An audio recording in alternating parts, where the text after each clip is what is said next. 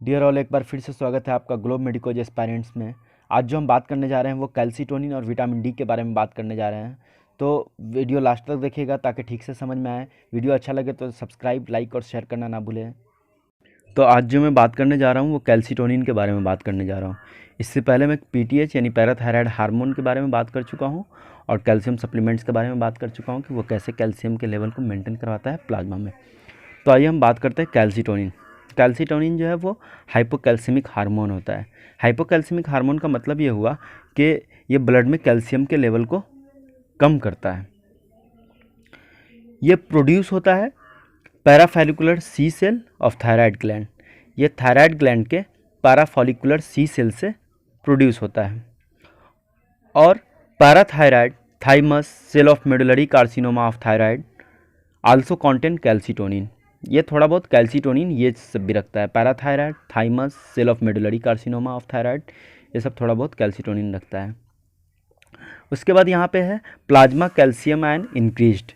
Plasma में जो calcium ion increased होता है तो कैल्सीटोनिन का लेवल भी इंक्रीज़ कर जाता है। क्यों कैल्सीटोनिन का लेवल इंक्रीज़ करता है? क्योंकि ये कैल्सीटोनिन बेसिकली इसका फंक्शन यही है कि प्लाज्मा में कैल्शियम के लेवल को कम करना।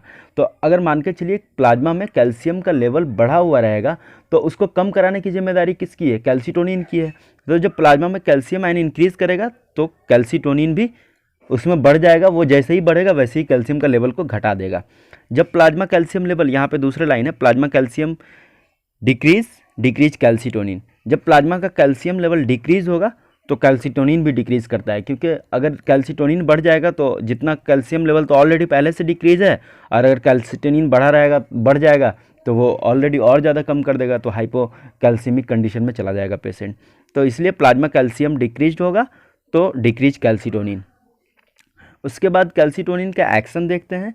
एक्शन जो है कैल्सीटोनिन का वो opposite to that of PTH यानी पैराथायराइड जो हार्मोन है उसके ठीक अपोजिट है। हम पैराथायराइड का जब लेक्चर था उसमें मैं बता चुका था कि पैराथायराइड हार्मोन कैसे कैल्शियम के लेवल को मेंटेन करवाता है और वो कैल्शियम आयन को इंक्रीज़ करवाता है ब्लड में। लेकिन यहाँ पे इसका एक्शन अपोजिट है कैल्सीटोनिन का। तो पीटीएच क्या कर रहा था? पैराथायराइड हार्मोन बढ़ा रहा था तो कैल्सीटोनिन घटाएगा। तो यानी कैल्सीटोनिन जो है ब्लड में कैल्शियम के लेवल को घटाता है। हाइपोकैल्सीमिक एक्शन है इसका। उसके बाद इसका एक्शन बोन पे कैसे होता है? ये क्या करता है ना, inhibit bone resorption by direct acting on the osteoclast. तो ये मतलब बोन के रिजॉर्प्शन को इनहिबिट कराता है। मैं उस वाले लेक्चर में बता चुका हूँ कि बोन रिजॉर्प्शन होता क्या है। बेसिकली यहाँ पे bone resorption break down of the minerals को बोलते हैं। तो जब मिनरल्स का ब्रेक डाउन नहीं होगा तो कैल्शियम आयन निकलेगा नहीं बोन से। जब निकलेगा नहीं तो कैल्शियम का लेवल बढ़ेगा नहीं। इसलिए ये बोन पे एक्ट करता है और बोन के रिजॉर्प्शन को इनहिबिट कर देता है, रोक देता है। किडनी पे इसका action inhibit proximal tubular reabsorption. ये क्या करता है? किडनी पे एक्ट करके, किडनी के प्रॉक्सिमल ट्यूब्यूल पे एक्ट करके ये कैल्शियम के रीएब्जॉर्प्शन को रोक लगा देता है। तो ये बोन और किडनी दोनों पे एक्ट करके कैल्शियम आयन को घटा देता है ब्लड में। कैल्सीटोनिन को लेने से इसका एडवर्स इफेक्ट क्या है? ज़्यादातर देखने को मिला है नोजिया, फ्लशिंग। फ्लशिंग के माने होते हैं redness of skin, face basically. जैसे कभी कभी गुस्से में भी फेस लाल हो जाता है, वैसा इसको लेने के बाद ऐसा कभी देखने को मिलता है। फ्रीक्वेंटली देखने को मिला, ज़्यादातर देखने को मिला है। टिंगलिंग ऑफ फिंगर्स, ये भी देखने को मिला है। उसके बाद इसका यूज़ हम हाइपर कैल्सियमिक स्टेट यानी कैल्शियम का लेवल जब बढ़ा रहेगा तब करते हैं। हाइपर पैराथायरिडिन यानी पैराथायराइड पीटीएच हार्मोन का लेवल जब बढ़ा रहेगा तो उसमें करते हैं। हाइपर विटामिनोसिस, विटामिन का लेवल जब बढ़ा रहेगा तब करते हैं।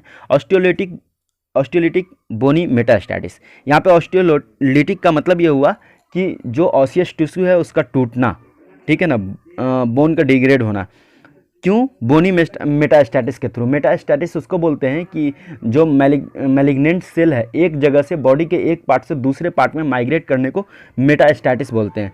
तो अगर मान के चलिए बॉडी में कहीं पे कैंसर है, ब्रेस्ट कैंसर है, और वो बोन में चला गया है, माइग्रेट कर गया है, वहाँ जो ब्रेस्ट से जो मैलिग्नेंट सेल है वो चला गया, मेटास्टेटाइज हो गया है कहाँ, बोन में। उसकी वजह से क्या हो गया, बोन टूटने लगा है, तो उसको बोलते हैं ऑस्टियोलिटिक बोनी मेटास्टेटिस। तो उसमें भी हम इसका इस्तेमाल करते हैं कैल्सिटोनिन का।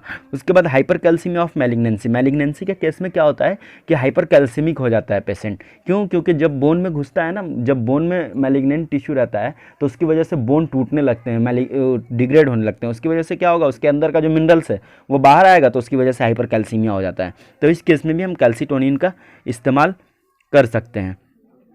उसके बाद इसका जो है वो यूज़ देख लेते हैं। यूज इसका है, डोज देख लेते हैं उससे पहले। डोज इसका है 4 to 8 इंटरनेशनल यूनिट पर KG intramuscular IM every 6 to 12 hour for 2 days। 2 दिन के लिए हम देते हैं इसको 4 से 8 इंटरनेशनल यूनिट पर केजी। अगर पेशेंट का वेट मान के चलिए 50 केजी है तो हम 4 इंटरनेशनल यूनिट लेंगे तो यानी 200 इंटरनेशनल यूनिट हो जाएगा। मतलब 50 को मल्टीप्लाई करेंगे 4 से तो 200 हो जाएगा। तो 200 इंटरनेशनल यूनिट देंगे 6 से 12 घंटे में 2 दिन के लिए। ठीक है। अब यहाँ पे है फॉर हाइपर कैल्सीमिक इमरजेंसी।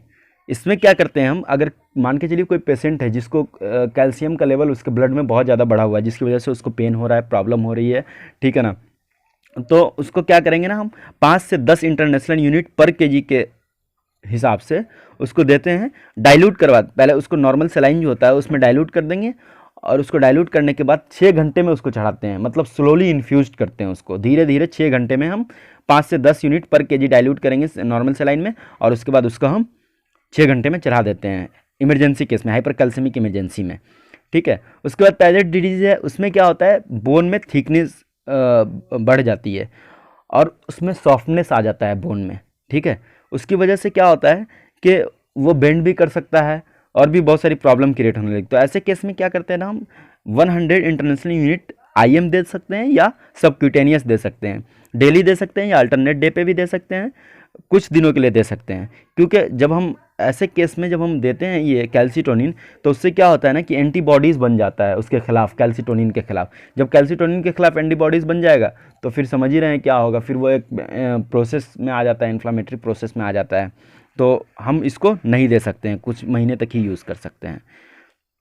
उसके बाद तीसरा है, सबसे लास्ट है इसका, कि diagnosis of medullary carcinoma. Medullary carcinoma का मतलब ये हुआ कि जब कैल्सिटोनिन कहाँ से निकल रहा था, थायराइड ग्लैंड से निकल रहा था। तो थायराइड ग्लैंड से निकल रहा था, तो अगर मान के चलिए उसमें कैंसर हो जाएगा तो उसका सेल बढ़ जाएगा। जब उसका सेल बढ़ जाएगा तो कैल्सिटोनिन का रिलीज़ बहुत ज़्यादा हो जाएगा, कैल्सिटोनिन की मात्रा बढ़ जाएगी। तो जब हम ब्लड में हाई कैल्शियम लेवल देखते हैं ना, तो उसकी वजह से हम इसकी डायग्नोसिस बना सकते हैं कि ये इसको medullary carcinoma of thyroid gland है। ठीक है। ये था कैल्शियम के बारे में, कैल्सिटोनिन के बारे में, सॉरी। अब उसके बाद हम बात करेंगे विटामिन डी के बारे में। विटामिन डी के बारे में बात करेंगे। जो विटामिन डी है वो एंटी रैकेटिक सब्सटेंस है, यानी जो रिकेट्स होता है उसको ये क्या करता है, रोकता है। ठीक है ना, उसमें ये इम्प्रूवमेंट लाता है, बचाता है उसको। तो इसमें क्या क्या है, basically vitamin D1, D2, D3। तो D3 जो होता है वो कोलिकैल्सिफेरॉल होता है, इसका दूसरा नाम कोलिकैल्सिफेरॉल है। ये सिंथेसाइड होता है कहाँ, स्किन में सिंथेसाइज होता है under the influence of ultraviolet रे, यानी कि स्किन है उस पर अल्ट्रावायलेट रे पड़ेगा, उसके बाद वो सिंथेसाइज हो जाता है। उसके बाद D2 कैल्सिफेरॉल है, present in east, fungi, bread, milk यानी डाइटरी सप्लीमेंट्स में ये विटामिन D2 पाया जाता है। उसके बाद D1 है मिक्सचर ऑफ एंटी रैकेटिक सब्सटेंस। उसके बाद एक्टिवेशन ऑफ विटामिन डी। अब आइए हम बात करते हैं विटामिन डी एक्टिवेट कैसे होता है हमारी बॉडी में, यानी स्किन में कैसे एक्टिवेट होता है। तो ये जो 7 डिहाइड्रो कोलेस्ट्रॉल होता है वो हमारे स्किन में पाया जाता है।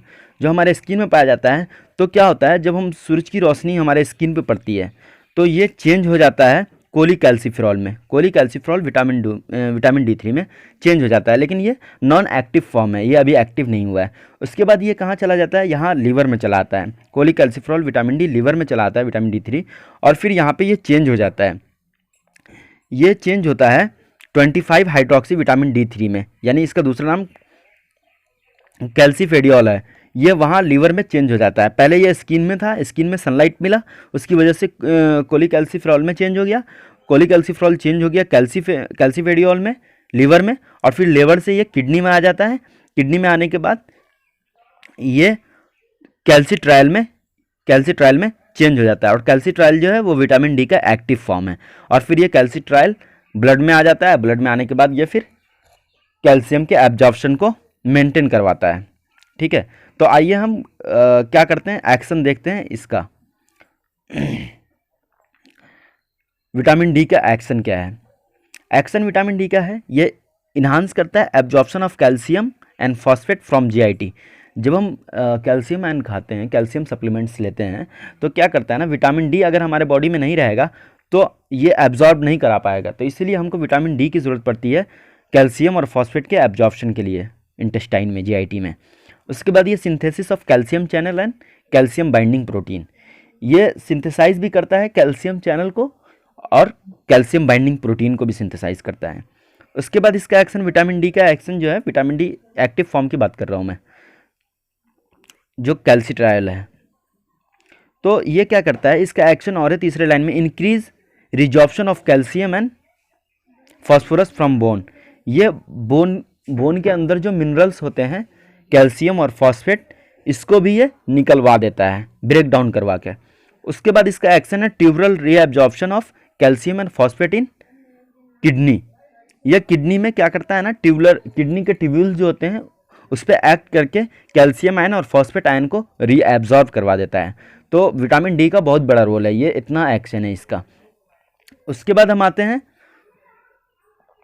Preparation of vitamin D. Preparation of vitamin D में क्या है,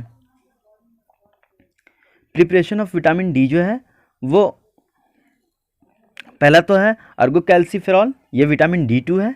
ये oral capsule 400 international unit per day के हिसाब से लेते हैं। ये लीवर में मतलब चेंज होता है, उसके बाद ये एक्टिव फॉर्म में आता है। ये क्या करता है, prevention of rickets in children और ऑस्टियोमेलेसिया इन एडल्ट। रिकेट्स एक बीमारी है, एक डिजीज़ कंडीशन है जो बच्चों में पाया जाता है, जो बेसिकली विटामिन डी की कमी से होता है। और ऑस्टियोमेलेसिया जो है वो एडल्ट में पाया जाता है, ये भी विटामिन डी की कमी से ही होता है, जिसमें बोन वीक हो जाती है, बेंड कर जाती है एडल्ट में। उसके बाद कोलिकैल्सिफेरॉल, ये भी विटामिन D3 है, ये भी लीवर में जाके लीवर में चेंज होता है, और उसके बाद ये भी ओरली देते हैं हम, और IM इंजेक्शन देते हैं। उसके बाद कैल्सिट्रायल जो है ओरल कैप्सूल है, सॉल्यूशन के फॉर्म में भी है, इसको हम ओरली और सॉल्यूशन के फॉर्म में भी देते हैं। उसके बाद अल्फा कैल्सिडॉल और डिहाइड्रो टैकीएस्ट्रॉल, ये क्या करता है, ये प्रोड्रग्स है। प्रोड्रग्स का मतलब ये होता है कि ऐसा ड्रग्स जो लेने के बाद उसमें एक स्टेप की चेंजिंग आएगी, और चेंजिंग आने के बाद वो ड्रग्स के फॉर्म में आ जाएगा, जो आसानी से एक्ट करेगा बॉडी में। तो ये प्रोड्रग्स के फॉर्म में है। इसका जो एक्टिवेट होता है ना, ये किडनी में नहीं होता है, इसीलिए किडनी में एक्टिवेट नहीं होने की वजह से ये रीनल बोन डिजीज़ जो होता है उसमें ये इफेक्टिव है। यानी अगर किसी को रीनल बोन डिजीज़ है, रीनल बोन डिजीज़ से मतलब ये होता है कि अगर किसी को क्रोनिक किडनी डिजीज़ है तो वहाँ पे कैल्सिट्रायल नहीं बनेगा। कैल्सिट्रायल विटामिन डी का एक्टिव फॉर्म है, जो फाइनली जो है वो चेंज होके किडनी में ही चेंज होता है। तो जब वहाँ पे चेंज नहीं होगा, उसका फंक्शन ही नहीं होगा, क्रोनिक किडनी डिजीज़ में उसका फंक्शन लेस हो जाता है, थोड़ा कम फंक्शन होता है या फंक्शन लेस हो जाता है। तो ऐसे कंडीशन में क्या होता है, रीनल बोन डिजीज होता है, तो ऐसे कंडीशन में हम अल्फा कैल्सिडॉल और डिहाइड्रोटैकी एस्ट्रॉल दे सकते हैं, और हाइपोपैराथायरिडिज्म में भी दे सकते हैं। तो इसका विटामिन D3 का जो है वो हम थेरेपेटिक यूज़ देखते हैं क्या है। इसका थेरेपेटिक यूज़ जो है वो हम प्रोफाइलैक्सिस के तौर पे देते हैं, प्रोफाइलैक्टिकली हम इसका इस्तेमाल करते हैं। प्रोफाइलैक्सिस से मतलब ये होता है कि किसी डिजीज़ को रोकने के लिए जो दवाएं इस्तेमाल की जाती है पहले से, उसको हम बोलते हैं प्रोफाइलैक्टिकली यूज़। तो हम इसको क्या करते हैं, to prevent nutritional rickets and osteomalacia और न्यूट्रिशनल रिकेट्स जो होता है उसको हम रोकने के लिए इसका प्रोफाइलैक्टिकली यूज़ करते हैं। उसके बाद मेटाबॉलिक रिकेट्स में भी यूज़ करते हैं। Metabolic rickets basically vitamin D resistance rickets में यूज़ करते हैं। विटामिन डी रेजिस्टेंस रिकेट्स होता क्या है, विटामिन डी मेटाबॉलिज्म जो होता है वो नॉर्मल होता है विटामिन डी रिकेट्स में, लेकिन कैल्शियम आयन और फॉस्फेट आयन का मेटाबॉलिज्म जो होता है वो एबनॉर्मल होता है। इस वजह से हम इसमें विटामिन डी का यूज़ करते हैं। उसके बाद विटामिन डी डिपेंडेंट रिकेट्स, उसमें क्या होता है कि डिफिशेंसी हो जाती है, डिफिशेंसी रीनल फंक्शन की हो जाती है। उसमें क्या होता है कि जो आप को पता है कि जो विटामिन डी है जो एक्टिव फॉर्म में आता है वो फाइनली किडनी में ही होता है। तो किडनी में अगर वहाँ पे इसका वो कन्वर्ट नहीं हो पाएगा इनसफिशेंसी, रीनल इनसफिशेंसी की वजह से, तो क्या होगा कि वो रिकेट्स क्रिएट करेगा। रिकेट्स एक डिजीज़ है जिसमें विटामिन डी की कमी होने की वजह से वो प्रॉब्लम होती है। ये जेनेटिक डिसऑर्डर होता है, जेनेटिकली होता है, बाई बर्न होता है। उसके बाद रीनल रिकेट्स का मतलब यही हुआ due to CKD, chronic kidney disease. Chronic kidney disease का मतलब यही होता है कि अगर उसको बीमारी लंबे समय से है, क्रोनिक किडनी डिजीज़ है, रीनल फेलियोर है या दूसरी कोई बीमारी है, जिसकी वजह से क्या होता है उसका फंक्शन कम होता है या नॉन फंक्शन लेवल होता है। तो उसके में क्या होगा, किडनी का जो भी फंक्शन है, किडनी का फंक्शन था ना कि विटामिन डी को एक्टिव फॉर्म में कन्वर्ट करना, तो ये एक्टिव फॉर्म में कन्वर्ट ही नहीं करेगा तो विटामिन डी की कमी हो जाएगी। जब विटामिन डी की कमी हो जाएगी तो वो रिकेट्स होगा, ricket due to renal disease, that is called renal rickets. तो और दूसरा उसका यूज जो है वो पोस्ट मेनोपॉजल ऑस्टियोप्रोसिस में है। पोस्ट मेनोपॉजल ऑस्टियोप्रोसिस उसको बोलते हैं जो वुमेन होती है, उसमें क्या होता है कि जो मेंस्ट्रुअल साइकिल होता है वो एक समय तक होता है और उसके बाद लगभग 45-50 के अराउंड वो मेंस्ट्रुअल साइकिल जो होता है वो ब्लॉक हो जाता है। तो उसकी वजह से क्या होता है कि उसमें बहुत सारे हार्मोनल डिसबैलेंस होते हैं, एस्ट्रोजन, प्रोजेस्टेरोन और भी बहुत सारे हार्मोन का डिसबैलेंस होता है। तो एस्ट्रोजन का रोल बहुत बड़ा है कैल्शियम के लेवल को मेंटेन करवाने में। तो उसमें क्या होता है कि उसका बोन वीक होने लगता है, उसी को हम बोलते हैं पोस्ट मेनोपॉजल ऑस्टियोप्रोसिस। एस्ट्रोजन की कमी की वजह से बोन वीकनेस आ जाती है, उसी को हम बोलते हैं पोस्ट मेनोपॉजल ऑस्टियोप्रोसिस। उसमें भी हम इसमें विटामिन डी का इस्तेमाल करते हैं। उसके बाद हाइपोपैराथायरॉयडिज्म, जो थायराइड पैराथायराइड हार्मोन है उसकी कमी हो जाएगी, उसमें भी हम इसका यूज़ करते हैं। उसके बाद फैंकोनी सिंड्रोम होता है जिसमें क्या होता है कि जो ये फास्फोरस के लेवल को ना कम करवा देता है। ठीक है, जब विटामिन बढ़ता है तो लेवल कम करवा देता है। तो इसके इस्तेमाल में भी हम इसका भी इस्तेमाल हम इसमें करते हैं, क्योंकि जब हम कैल्सीटोनिन देंगे तो क्या होगा कि विटामिन डी इसमें क्या होगा कि कैल्सीटोनिन कम करवा देगा, फास्फोरस का लेवल जो है, कैल्शियम का लेवल, फास्फोरस का लेवल सब कम करवा देगा। उसके बाद ट्रीटमेंट ऑफ सोरियासिस एक स्किन डिजीज़ है, उसमें भी हम इसका इस्तेमाल करते हैं। तो ये था बेसिकली कैल्सीटोनिन और विटामिन डी के बारे में। वीडियो अच्छा लगे तो लाइक, सब्सक्राइब करना और शेयर करना ना भूलें, ताकि दूसरों तक आसान और सिंपल लैंग्वेज में ये वीडियो पहुंच सके। शुक्रिया।